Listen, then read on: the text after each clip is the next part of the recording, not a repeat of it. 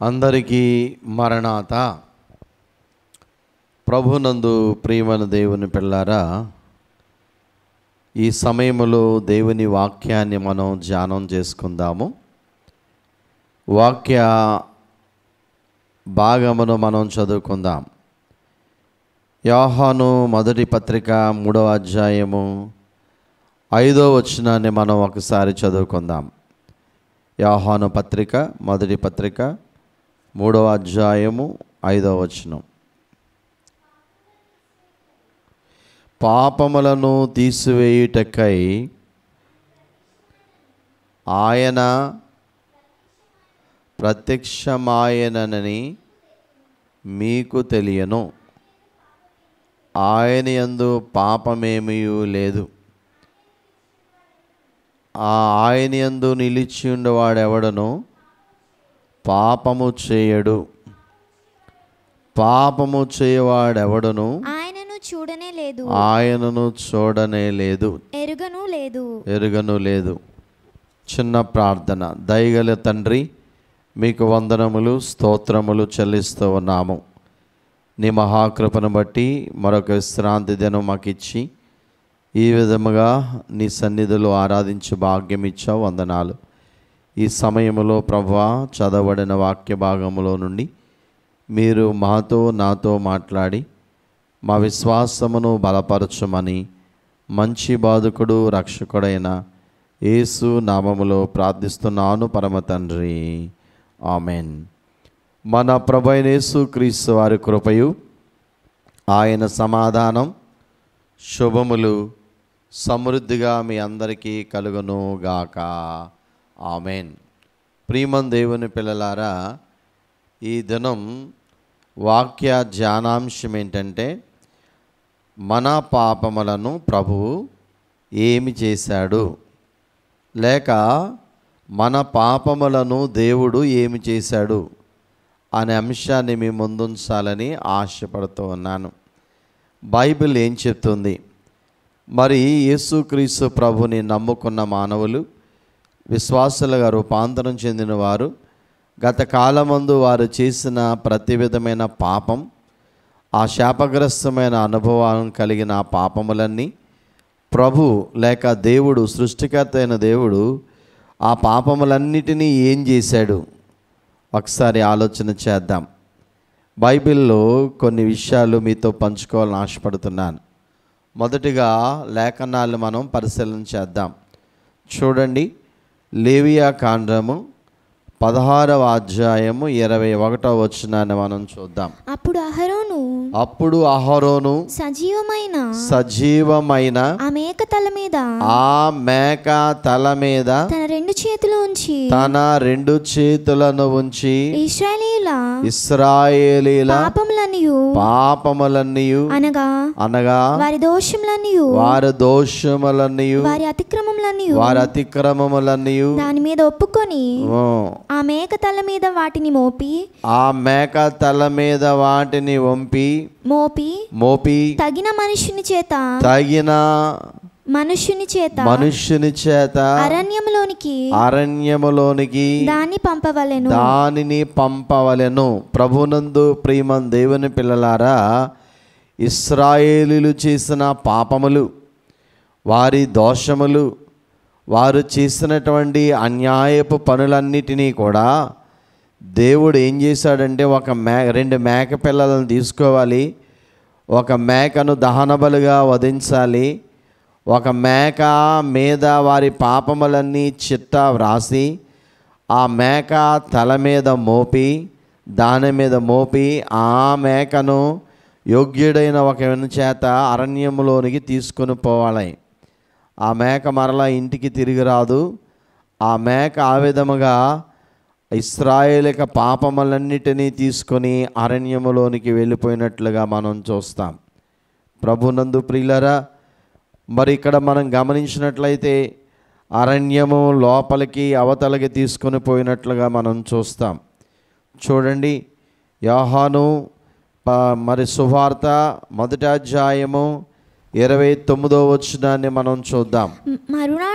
మరునాడు యోహాను యేసు తన యొద్దకు రాగా చూచి ఇదిగో లోక పాపమును మోసుకొని పోవు దేవుని గొర్రెపిల్ల నా వెనక ఒక మనుషుడు వచ్చుచున్నాడు ఆయన నాకంటే ప్రముఖుడు గనుక నాకంటే ముందుటి వాడాయనని నేనెవరిని గూర్చి చెప్పితునో ఆయనే ఈయన. ప్రభునందు ప్రియమైన దేవుని పిల్లారా, యేసు క్రీస్తు ప్రభును గురించి బాప్తిసమిచ్చే యోహాను చెప్పిన మాట, ఇదిగో లోక పాపములను మోసుకొని పోవు దేవుని గొర్రె పిల్ల. అవును, ప్రభు అయిన యేసు క్రీస్తు వారు ఆదాము మొదలుకొని అంచె తీర్పు వరకు ఎంతమంది అయితే పాపం చేస్తారో ఆ పాపములన్నీ కూడా ఆయన శిలువ మ్రాను మీద మోసుకొని ఆయన కల్వరి కొండ మీదకు తీసుకుని వెళ్ళినట్లుగా మనం చూస్తూ ఉంటాం. ప్రియులరా, 103వ దావీదు కీర్తన 12వ చరణాన్ని మనం చూద్దాం.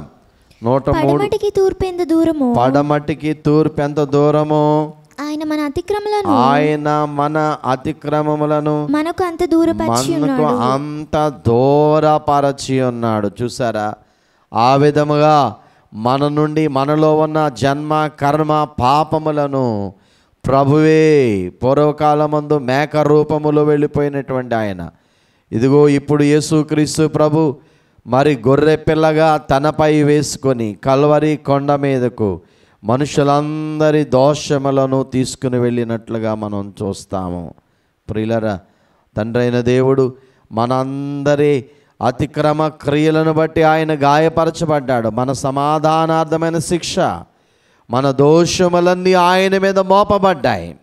ప్రియమైన దేవుని పిల్లలు, సిలువలు నీ నిమిత్తము నా నిమిత్తము ఆయన ఆ యొక్క పాపములన్నీ తనే మ్రాను మీద మోసుకుని వెళ్ళినట్లుగా మనం చూస్తాం. అరణ్యములకు తీసుకుని పోబడ్డాయి మన పాపములన్నీ, ఇక మన మీద లేవు. రెండవదిగా లేఖనాలు ఎలా చెప్తున్నాయి? 38వ యెషయా గ్రంథము 17వ వచనాన్ని ఒకసారి చదువుదాం. మిక్కుటమైన ఆయాసము నాకు నెమ్మది కలుగుటకు కారణమాయను నీ ప్రేమ చేత నా ప్రాణమును నాశనమను గోతి నుండి విడిపించితివి నీ వీపు వెనుక తట్టు నా పాపములన్నీ నీవు పారవేసి ఉన్నావు. చూడండి ప్రభునందు ప్రియులారా, ప్రభు చెప్తున్న మాట, తండ్రి అయిన దేవుడు మన పాపములన్నీ కూడా ఆయన వీపు వెనక పారవేసి ఉన్నాడట. అవును ప్రియులారా, వీపు చూడండి. 129వ కీర్తన గ్రంథము 3వ చరణాన్ని ఒక్కసారి చదువుదాం. అక్కడ ఏం రాయబడిందో, దున్నువారు నా వీపు మీద దున్నిరి వారు చాళ్లను పొడుగుగా చేసిరి. చూడండి ప్రియులారా, యేసుక్రీస్తు ప్రభు మనందరి దోషములను ఆయన వీపు వెనక వేసుకునేను. చూడండి, 39 కొరడా దెబ్బలు యేసుక్రీస్తు వీపు మీద కొట్టబడ్డాయి. ప్రియులారా, ఆయన పొందినటువంటి ఆ భయంకరమైనటువంటి కొరడా గాయములను బట్టి మన పాప దోషములన్నీ ఆయన మీద మోపబడి ఉన్నవి కనుక ఆయన వీపు వెనకాల వేసబడి ఉన్నవి. మన వీపును ఎప్పుడైనా ప్రియులరా వెనక్కి మనం చూడగలమా? మన వీపును చూడండి, ఒక్కసారి ఆలోచన చేయండి. మనం ఎన్నడూ చూడలేని ప్రదేశం ఏంటంటే మన వీపు. మన వీపును మనం చూచుకోలేం. కాబట్టి మన పాపములను ఆయన వీపు వెనకాల పడవేసుకున్నాడు. సిలువ మీద, వీపు మీద ఆ కొరడా గాయాలు, ఆయన భుజం మీద ఆ యొక్క సిలువ, ఆ యొక్క కొయ్యను మోసుకుంటూ కల్వరి కొండకు వెళ్ళినట్లుగా మనం చూస్తూ ఉంటాం. వీపు వెనక పారవేయబడిన మన పాపములు. రెండవదిగా మనం చూస్తాము. మూడవదిగా మీకా గ్రంథము 7వ అధ్యాయము 13వ వచనాన్ని మనం ఒకసారి పరిశీలన చేద్దాం. అయితే దేశ నివాసులు చేసిన క్రియలను బట్టి దేశము పాడగును. నీ చేతికర్ర తీసుకొని నీ జనులను కర్మేలునకు చేరిన అడవిలో ప్రత్యేకంగా నివసించు. మీకా 7వ అధ్యాయం 19వ వచనం. ఆయన మరలా మన యందు జాలిపడును. ఆయన మరలా మన యందు జాలిపడును. మన దోషములను అణచివేయును. వారి పాపములన్నిటిని సముద్రపు అగాధములలో నీవు పడవేతువు. చూడండి ప్రభునందు ప్రియులారా, మన దోషములను అణిచివేసి మన పాపములన్నిటిని కూడా ఆయన తీసుకొని సముద్రపు అడుగు భాగమున పడవేసి ఉన్నారు. అవును ప్రియమైన దేవుని పిల్లరా, ఆలోచన చేద్దాము. సముద్రము దాదాపు 6.8 మైళ్ళ లోతుంటుందంట. అంత లోతులో మన పాపాలన్నీ మూటగట్టి పడవేసినట్లుగా మనం చూస్తాం. ఎంత మంచి దేవుడు. ప్రియమైన దేవుని పిల్లారా, మనము పాతాళమంత లోతుగా మనం పాపాన్ని బట్టి వెళ్ళిపోవాలి, పాతాళానికి, అగ్నిగుండానికి. కానీ ఆయన వెళ్ళనివ్వకుండా మన పాపములని ఆ పాతాళపు లోతుల్లోనికి పడవేసినట్లుగా మనం చూస్తాం. కాబట్టి ప్రభునందు ప్రియులారా, నీ పాపముల గురించి చింతించనేలా, నా పాపములు నా ప్రభువే తీసివేసి ఉన్నారని ఓ గొప్ప విశ్వాసముతో స్తుతి చేయండి. 3వది మనం చూస్తాము. 4వదిగా మనం గమనించినట్లయితే లేఖనాలు ఎలా చెప్తున్నాయి. కీర్తన గ్రంథము 82వ కీర్తన 5వ చరణాన్ని ఒకసారి మనం ఆలోచన చేద్దాము. జనులకు తెలివి లేదు, వారు గ్రహింపరు, వారు అంధకారములో ఇటు అటు తిరుగులాడుదురు. దేశమునకున్న ఆధారములన్నీ కదులుచున్నవి.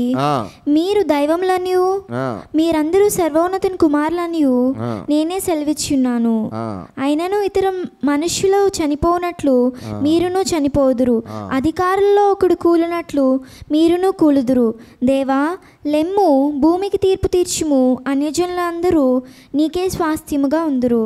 వారి పాపములను కప్పివేశాననే మాట 82వ కీర్తన 5వ చరణంలో, రోమాపత్రిక 4వ అధ్యాయం 7వ వచనములో మనం చూద్దాం. ఎలాగనగా తన అతిక్రమములను పరిహారం నొందినవాడు తన పాపమునకు ప్రాయశ్చిత్తము నొందినవాడు ధన్యుడు. చూడండి ప్రియులారా, మన పాపములకు ప్రాయశ్చిత్తం పొందినవాడు ధన్యుడు. ప్రాయశ్చిత్తము చేశాడు దేవుడు. ప్రాయశ్చిత్తం అనగా కప్పివేయుట. ప్రియులారా, సమస్త మానవాళి పాపములన్నీ యేసయ్యా ఆయన ప్రాయశ్చిత్తం చేసి తన అమూల్యమైన రక్తము చేత ఆ వాటిని కవర్ చేసినట్లుగా మనం చూస్తాం. సిన్స్ ఆర్ కవర్డ్ అంటే ఆయన మన పాపములను ఆయన కప్పివేశాడు తన రక్తం ద్వారా. ఇంకా ఆ పాపం ఎప్పటికీ బయటికి కనబడదు ప్రియులారా, గమనించండి. అందుకనే మన పాపములు ఆయన ఏమి చేశాడనగా తన రక్తము చేత పూసి మన పాపములను కప్పివేసినట్లుగా మనం చూస్తూ ఉంటాం. 32వ కీర్తన 1వ చరణములో కూడా ఈ విధంగా వ్రాయబడి ఉన్నది. తన అతిక్రమములకు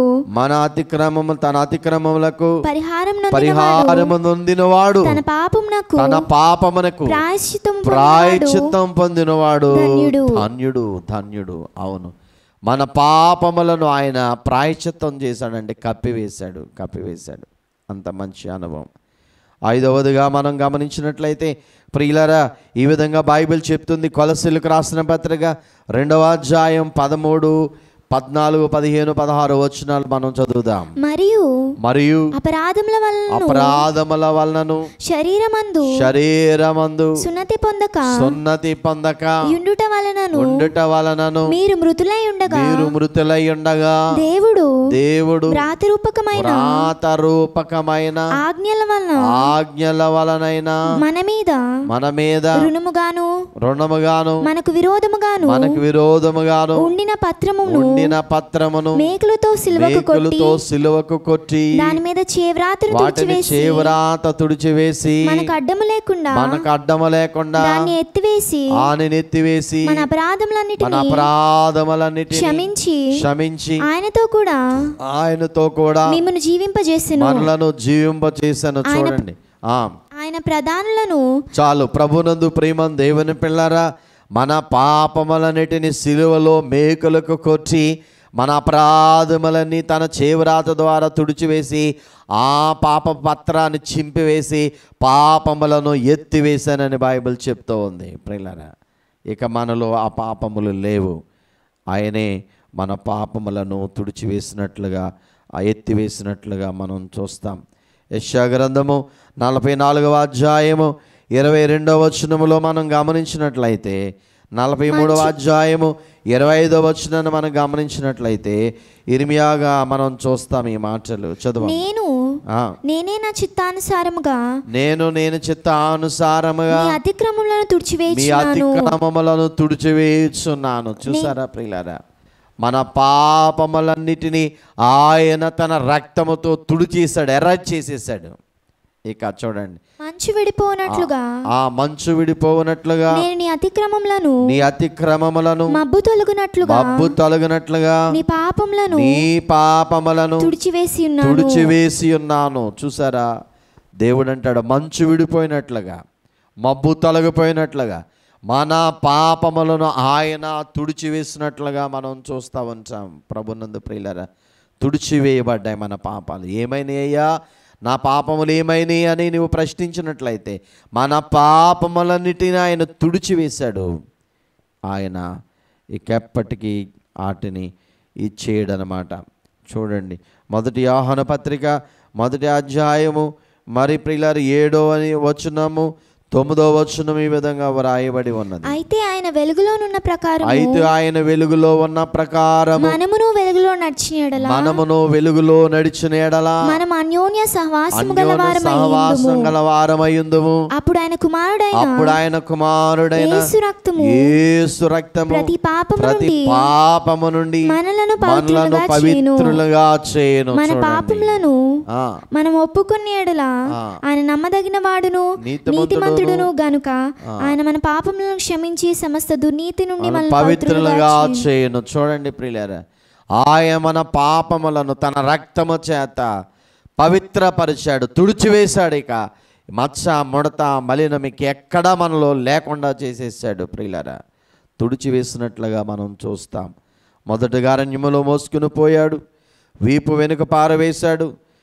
మూడవదిగా సముద్ర అగాధములో పడవేశాడు. 4వదిగా ప్రాయశ్చిత్తం చేశాడు, కప్పివేశాడు. 5వదిగా ఎత్తివేశాడు. 6వదిగా తుడిచివేశాడు. 7వదిగా ఇర్మియా గ్రంథం 31వ అధ్యాయం 34వ వచనం. ఇర్మియా గ్రంథం. డాక్టర్ మార్టిన్ లూథర్ గారు అనేటువంటి దైవజనుడు మరి ఆ కాలమందు బైబిల్ని ఆయన మరి తర్జుమా చేస్తున్న సమయంలో సాతాను ఆయన అండర్ గ్రౌండ్లో ఉండి శత్రువు చంపుతాడన్న భయంతో ఉండి ఆ యొక్క బైబిల్ ట్రాన్స్లేట్ చేస్తున్నప్పుడు సాతాను డాక్టర్ మార్టిన్ లూథర్ గారి యొక్క మరి చేసిన ప్రతి పాపం అనేటువంటి ఆయన పాపముల జాబితాను తీసుకొచ్చి డాక్టర్ మార్టిన్ లూథర్ నువ్వు పాపివి అని చెప్పినప్పుడు మార్టిన్ లూథర్ వెంటనే ఆయన బైబిల్ ట్రాన్స్లేట్ చేస్తున్నటువంటి ఎర్రని ఆ యొక్క ఇంకును తీసి ఆ సాతాను తీసుకొచ్చిన పాప పత్రం మీద ఆ యొక్క ఇసురి కొట్టాడు. ఆ యొక్క ఎర్రని ఆ సిర ఆ పాపములను ఆ విధముగా కప్పివేసినట్లుగా అక్షరాలను చెరిపేసినట్లుగా మనం చూస్తాం. అప్పుడు మార్టిన్ లూథర్ అన్నాడు, అవును సాతానా, నేను పాపం చేయడం వాస్తవమే, కానీ నా ప్రభు తన ఎర్రని రక్తము చేత నా పాపములను శుద్ధి చేసేసాడు. ఇక నా మీద ఏ విధమైన అధికారము లేదు అని చెప్పగా సాతాను పారిపోయింది. అవును ప్రియమైన దేవుని పిల్లలు, మన పాపములను తన యొక్క చేవ్రాత చేత తన రక్తము చేత ఆయన పవిత్రపరిచాడు, తుడిచివేసినట్లుగా మనం చూస్తాం. 7వదిగా మరి ఇర్మియా గ్రంథం 31వ అధ్యాయం 34వ వచనాన్ని మనం చదువుదాం. ఇర్మియా గ్రంథం. నేను వారికి దేవుడనయుందును, వారు నాకు జనులగుదురు, వారు మరి ఎన్నడును యెహోవాను గూర్చి బోధనొందుదము అని తమ పొరుగు వారికి తమ సహోదరులకు ఉపదేశము చేయరు. నేను వారి దోషములను క్షమించి వారి పాపములను ఇకనెన్నడను జ్ఞాపకము చేసుకొనను. చూడండి ప్రియులరా, ప్రభు చెప్తున్నాడు 7వదిగా మన పాపములను ఆయన ఎన్నటికీ జ్ఞాపకము చేసుకోరట, మనల్ని క్షమించేశాడు. మన పాపములను ఎన్నడూ జ్ఞాపకం చేసుకోడు. ఇక ఎప్పటికవి అవి మరిచిపోయినవి.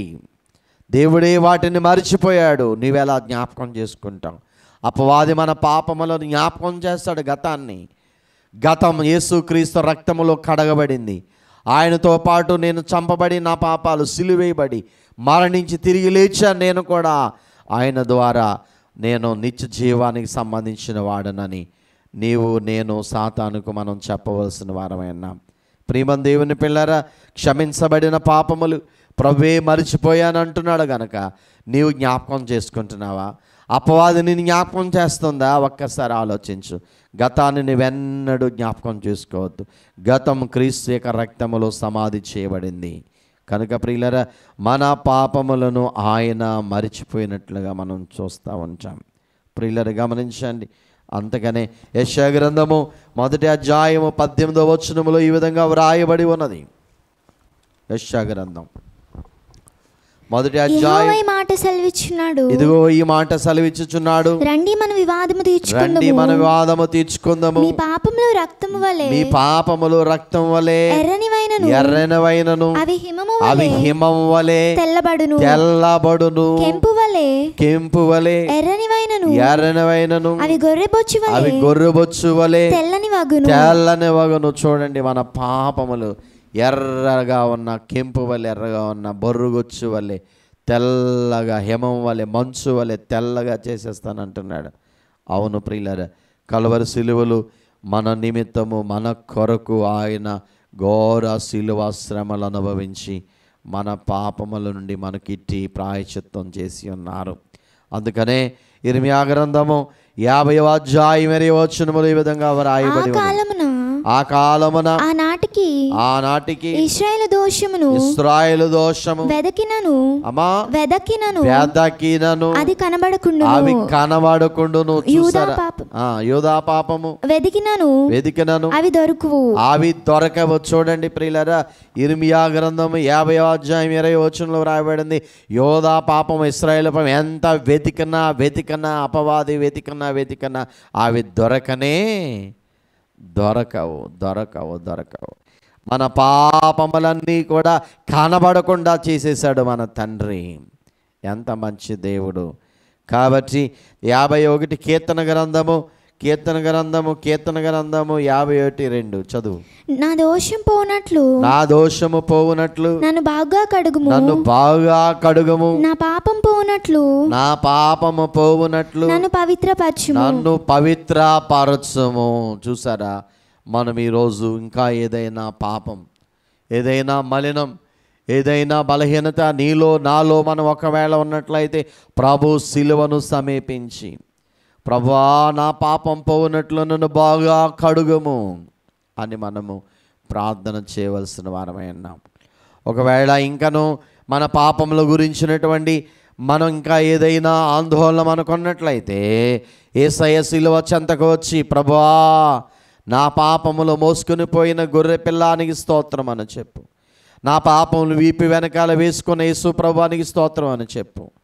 ప్రభునందు ప్రియమైన దేవుని పిల్లారా, అంత మాత్రమే కాదు, నా పాపములు సముద్రపు అడుగు భాగమున వేసిన యేసయ్యానికి స్తోత్రం అని చెప్పు. నా పాపములకు ప్రాయశ్చిత్తము చేసి నా పాపములను కప్పివేసిన తండ్రి నీకు స్తోత్రం అని చెప్పు. నా పాపములను సిలువలో మేకులు కొట్టి దానిని తుడిచివేసి ఎత్తివేసిన తండ్రి నీకు స్తోత్రం అని చెప్పు. నా పాపములను తుడిచివేసిన యేసయ్య నీ రక్తముతో తుడిచివేసినందుకు స్తోత్రం అని చెప్పు. నా పాపములను మరిచిపోయిన యేసయ్యా, నా పాపములను మరిచిపోయిన యేసయ్యా అని ఆయనకు స్తోత్రం చెప్పు. ఎంత వెదికనా మన పాపములు కనబడకుండా చేశాడు ప్రభు. అవును, ఎంత మంచి దేవుడు. ప్రభునందు ప్రియమైన దేవుని పిల్లారా, చాలా సంవత్సరాల క్రితం ప్రియులారా మరి జరిగిన అంటే మరి ఈ విధముగా ఒక సంఘటన మీతో పంచుకోవాలని ఆశపడుతున్నాను. కోర్టులో మరి ప్రధాన న్యాయాధిపతి ప్రభు అయిన తండ్రి అయిన దేవుడు సింహాసనం మీద ఉన్నాడటండి. కుమారుడైన యేసు ప్రభు పాపి పక్షముగా వాదిస్తున్నాడట. పాపికి వ్యతిరేకంగా అపవాది వాదిస్తున్నాడటండి, ప్రతివాదిగా ఉన్నాడు. వీరిరువురు కోర్టులో జరుగుతున్నటువంటి పరిస్థితులు ఇవి. ప్రియులారా గమనించండి. అప్పుడు అపవాది అంటుందంట, నేరారోపణ చేస్తుంది, వీడు పాపి, వీడు పాపి, వీడు పాపి, వీడికి శిక్ష విధించాలి, నరకానికి పంపించాలి వీడిని అని ఆ అపవాది వాదిస్తుందంటండి. ప్రభు పాపి పక్షంగా వాదిస్తున్నాడు. ప్రతి పాపము అతని నుంచి విడుదల పొందింది, పాపములు ఏమీ లేవు అని చెప్తున్నాడంటండి.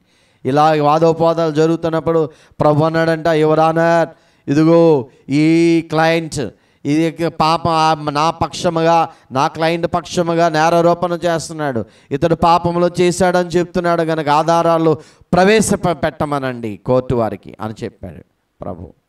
ప్రలే అయితే మరి అపవాది కోసం గాబరాపడి అతను పాపి యొక్క పాపముల యొక్క జాబితాను ఎప్పుడైతే ప్రవేశపెట్టమని చెప్పారో గాబరాపడి, అయితే జడ్జి గారిని అడుగుతుంది సాతాను, అయ్యా పాపముల జాబితాను ఆ యొక్క మరి సాక్ష్యాధారాలని ప్రవేశపెట్టడానికి కొంచెం టైం కావాలి, వాయిదా వేయండి అని చెప్పిందంట. వాయిదా వేశాడంట ప్రభు తండ్రి. వాయిదా వేసిన తర్వాత అపవాది ఈ వ్యక్తి పాపి యొక్క పాపాలు ఎక్కడున్నాయని చెప్పి వెతకడం ప్రారంభించిందంట, సాక్ష్యాలు ఏమైనా దొరుకుతాయని. ఆ వ్యక్తి పుట్టునూరు వెళ్ళిందంట. అక్కడికి వెళ్ళి ఆ ఊరిలో అందరూ అడిగిందంట, పలానా వాడు ఏమేమి తప్పులు చేశాడు, ఎప్పుడు చేశాడు, ఇలా చేశాడు కదా అని అడిగితే అప్పుడు వాళ్ళు చెప్పారంట సాతాను గాడికి, అయ్యా ఆయన చేసింది నిజమే, ఒకప్పుడు తప్పు చేశాడు, కానీ ఇప్పుడు ఆ తప్పును మరి విడిచిపెట్టి యేసుక్రీస్తు ప్రభువు నమ్ముకున్నాడు, అతడు మారిపోయాడు, పలానా ఊరిలో జీవిస్తున్నాడు. ఆ ఊరు వెళ్ళిందంట. అక్కడ వెతికినా ఎక్కడ కనబడి ఇప్పుడు మంచి క్రైస్తవుడిగా మారాడంట. ప్రియులారా చూసారా, గమనించండి.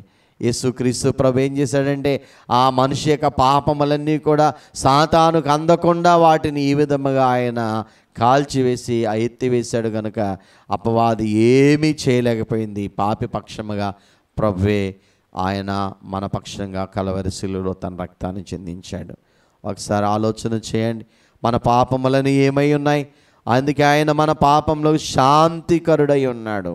ఏమై ఉన్నాడు? శాంతికరుడై ఉన్నాడు. కాబట్టి ప్రియమైన దేవుని పిల్లలు, మన పాపం మరలా పాపము చేయక, నో మోర్ టు సిన్, ఇక మరలా పాపము చేయక, ప్రభు గాయములు రేపగా, గాయాల్లో కుదురుగా ఉంచు. ఆ రక్తం ఒకవేళ ఇంకేదైనా చేదైనా వేరు మనలో ఉందేమో, ఆ రక్తముతో కడగబడదాం, పరిశుద్ధపరచబడదాం. పాపములు లేని వారముగా, పరిశుద్ధపరచబడిన వారముగా, ఏర్పాటు చేయబడిన ప్రత్యేక జనాంగముగా జీవిస్తూ ఆయన వచ్చినప్పుడు ఆ వధువు సంఘ అనుభవములో సిద్ధపడి మేఘమెక్కే ధన్యకరమైన స్థితి పరిశుద్ధ ఆత్మ తండ్రి మనకెల్లరికూ ప్రసాదించునుగాక. ఆమెన్. ప్రార్థన చేసుకుందాం. దయగల తండ్రి వందనాలు. ఈ మాటలు మా హృదయములో భద్రపరిచి, ప్రభువా మేము పాపము లేని వారముగా నీవలే, నీవు పరిశుద్ధులు, మేమును పరిశుద్ధులుగా జీవిస్తూ మీరు అక్కడికే సిద్ధపడే ధన్యత భాగ్యము కలవరి ప్రాణప్రియుడైన యేసయ్య మీరు మాకు దయచేయమని యేసు నామములో ప్రార్థిస్తున్నాను పరమ తండ్రి. ఆమెన్. అందరికీ మరణాత.